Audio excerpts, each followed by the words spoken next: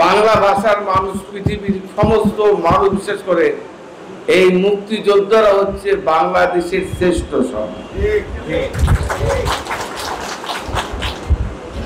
আমি বিশ্বাস করি এই যে মুক্তিযোদ্ধারাই হচ্ছে, যতদিন এই বাংলাদেশ থাকবে, যতদিন এই বাংলা ভাষা থাকবে, যতদিন এই পৃথিবী এই বাংলার মানচিত্র থাকবে, ততদিন যারা এই পৃথিবীতে থাকবে প্রতিটা মানুষকে স্বীকার করতে হবে মুক্তিযোদ্ধারা হচ্ছে দেশের শ্রেষ্ঠ সন্তান।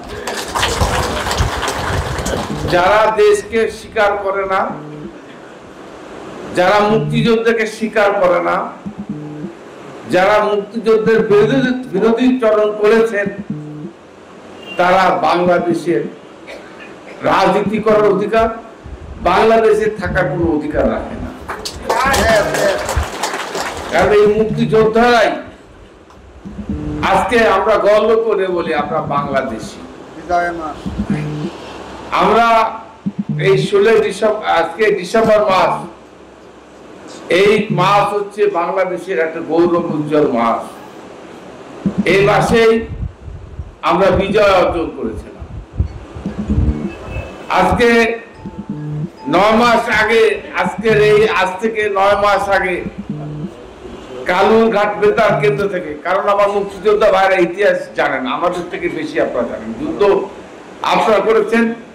আমি ক্লাস 3 ছাত্র ছিলাম তখন, কারণ ক্লাস 3 ছাত্র তো এত জ্ঞান বুদ্ধি থাকার কথা না, আমার বুঝ নাই।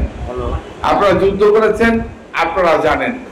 আমি আপনাদের জানাতে চাই, বলতে চাই, নতুন করে বলতে চাই, যখন পাকিস্তানিরা বাংলাদেশের আমাদের পুলিশ বাহিনী, এদেশের সাধারণ মানুষের উপর আক্রমণ করলো, জাতি তখন স্তম্ভিত হয়ে গেছিল। এটা নতুন করে আর বলতে চাই না, মনে করিয়ে দিতে চাই।